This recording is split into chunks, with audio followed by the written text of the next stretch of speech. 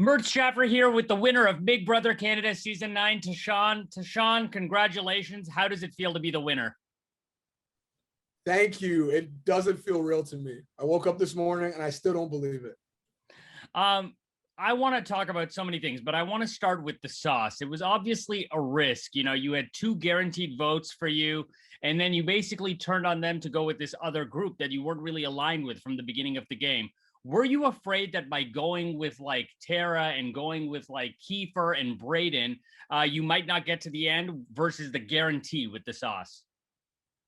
The problem with the sauce is it looked like, in my mind, that loyalty kind of disappeared. Like they were going to potentially cut me. Once Kiefer went up on that block, I knew loyalty didn't have the same meaning in this game. And I may have been next. They made a final 3 deal with Kiefer and didn't tell me about it. So just in knowing that, I was like, okay, the sauce is done now. I don't know if this is a guarantee for me, and which is ultimately why I had to cut them. How difficult was it for you to realize that your path to the end game did not include Jed and Beth? It was very difficult because my message throughout the game has been protect your people and loyalty and being loyal to the soil. So to know that I wasn't going to be able to go to the end with them really broke my heart because those were my people. But at the end of the day, this is a game and you got to do what's best for your game, and they were no longer best for my game. Was it an active strategy for you to get as many Sunsetters as you could on the jury, knowing that if they were on the jury, they would likely vote for you? No, you know what? Jury management really wasn't something I thought of as a strategy in this game for me personally. I thought that getting to final 2 was my big plan, and figuring that a jury, no matter who was on it, would just be impartial and decide who had the best game. Jury management, in my mind, was how you treat people and how you play the game, but not actively strategizing on who is in there and what you say to them before they leave. Can you break down the dynamic between you and Beth? You went from a possible showmance to her getting into a showmance with Jed, to you fighting just before she left, to her voting for you to win. I don't really understand that relationship. Break it down for me. So to say Beth is like a sibling, I couldn't say that because what happened early on in the game. The reality is, like, yeah, Beth was probably my first crush in the game, and we both had eyes on each other. But I knew a couple things. I didn't want to be in a show because that puts a target on your back. And I just knew that Jed and her were better for each other. So I kind of let that materialize and use them as shields for my game. Beth honestly went from being a crush to a friend to someone who I bickered and argued with. Her relationship really transitioned throughout this game as the game changed. And that was me and Beth. We were intense with each other from the start, and the intensity just kind of changed as our relationship changed. I want to talk a little bit about Operation Trapdoor. Kiefer is being given and is taking a lot of credit for Jed choosing to use the veto on Beth. How involved were you in that move? See, the problem with Kiefer is when he comes up with an idea, he thinks it's all his. And the reality was, an idea takes planning and execution. And yes, Kiefer may have come up with the initial idea as a joke, but we turned that into a plan and executed it. And that plan is not executed without me. We didn't even really need Kiefer, to be honest. I was the one that ultimately convinced Jed to use the veto on Beth and put himself in that situation. Is it fair to say that he came up with the idea, but you were sort of the one who executed it, who put it into motion? Exactly. What is an idea without execution? Mm-hmm. Mm-hmm. But I wasn't really wanting all the credit at the time because credit always equals blame in this game till the end, right? So I didn't want to be getting blamed for things until I can start taking credit in front of a jury where I can actually present my case. In hindsight, speaking of Kiefer, the move to nominate Kiefer and not get rid of him seemed to give him justification to go after the rest of the Sunsetters. Do you think that he should have been voted out instead of Tina that week, and why wasn't he? So in answering, that's a tough one to answer because Kiefer staying in this game ultimately benefited me because he prioritized getting out Jed and Beth. Mm-hmm. The reality is, yes, nominating Kiefer, if you nominated Kiefer, you had to get rid of him. If you're looking at Jed's point of view, Jed should have got rid of him for Jed's game, but he didn't do that, and that created problems for Jed. The reality is, it actually came to benefit me that he didn't vote him out. But In a Big Brother textbook, if you're doing that to your alliance member, you got to vote them out. Why? That's an interesting point. Why do you think that it was beneficial for Jed's game? Just because Jed is the one who put him up, it was not beneficial for like the rest of the sauce. No, so Jed is the one that put him up. Mm-hmm.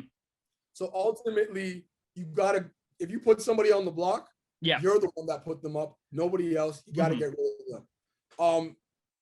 Had Kiefer left, I don't think anybody goes for, or maybe Tara would have still won and went for Jed, but Jed may have gotten out of that situation. That whole nonsense with the trapdoor would have never happened if Tina was in the game. Tina would have never signed off on that or let Tara do any of that.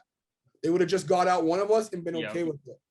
But with Kiefer still in the game, Tara trusted him, and Kiefer was playing both sides. So we were able to do the trapdoor, and I was able to avoid the block, which never would have happened had Tina stayed in the game.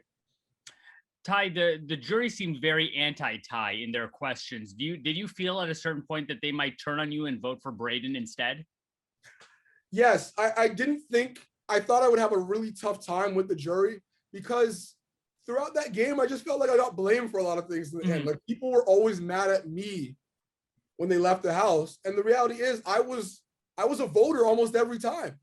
I was the only one that was always voted. So people were very salty toward me because I voted all of them out. The reality was I played the best game in my opinion because I had the most comp wins, the most HOHs. I never went on the block. I was barely on slop. I played a textbook game. The game I played is the game you would want to play into Big Brother. For them to not vote for me really made no sense in my opinion. It had all been emotional. The reality was I didn't even throw any of them under the bus.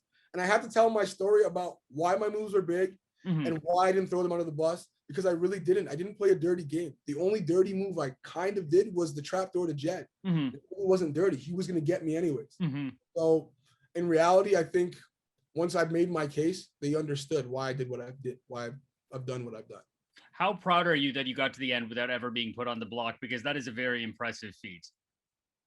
I'm very proud of that because that was one of my goals coming to this game. After watching Anthony from season 7 do it, it was something I really wanted to do, but I didn't think it would happen again. But the reality was I had a lot of shields out there making big moves. They were very loud. They wanted house meetings. They wanted drama. And I was the one that would just stay in the background and speak less so that I would never get that blood on my hands. It was a strategy that I had. It worked. And in the end, I think it benefited me for sure. You came up with some huge wins near the end, the final 4 HOH and then the last 2 parts of the final HOH. How big of it was a mistake? Was it like sort of how big of a mistake was it for the other players to not eliminate you earlier? I think it was a huge mistake. They underestimated me. Like, I think I was picked first for teams for a reason. Tina saw something in me and was like, this guy's a competitor.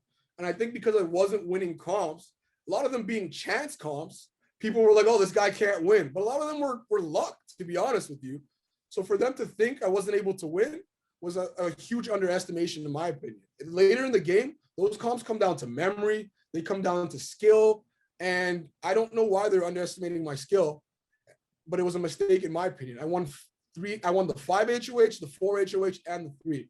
Nobody really wins 3 HOHs in a row. And I think that was huge. And ultimately, probably is the reason why I won the game. Whose vote for you to win surprised you the most? Rohan. And why? I want to get into that. Why did he vote for you? He was with Brayden. And that's why it surprised me. The reality is Rohan was with Brayden pretty much the entirety of his game. And Rohan and I didn't really have a great game relationship, right? Like we didn't speak much game. I wasn't friends with him really in the house. Like we lived together and we were good, but he wasn't my friend by any means. So to get his vote was kind of surprising to me, but showed me that he really respected the way I played the game, which really meant a lot for me. And we're almost done here. Can you break down your relationship with Brayden? It appeared you only connected with him in the middle part of the game when it was clear that the Sunsetters weren't going to make it to the end. How were you able to forge such a strong bond with him when you were in opposing alliances for so long? I think, well, 2 things. Like Brayden and I both lost our number ones. Brayden lost Austin. In my opinion, I lost Jed. So I think we had a connection just based on having that mutual understanding of what it's like to lose your people.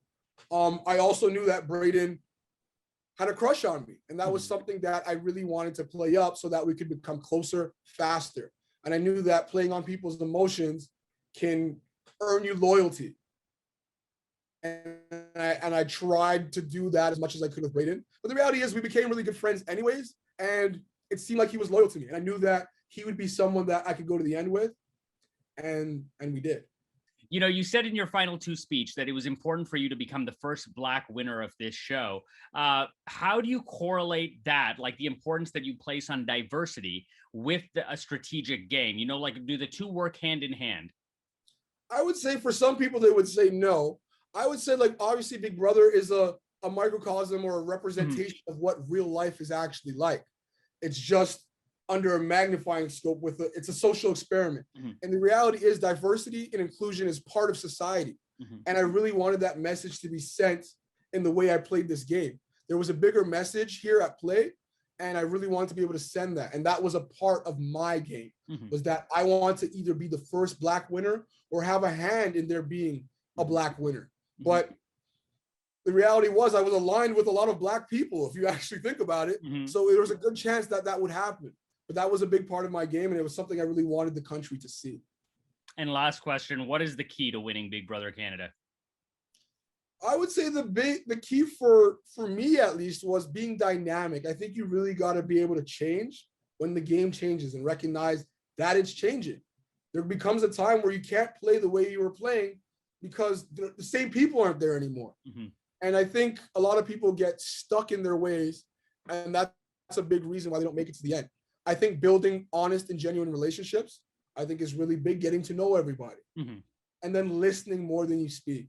I really think it's really important to listen, because when you listen to people, they'll tell you a lot of things and they'll give you a lot of information. And having information is power in this game.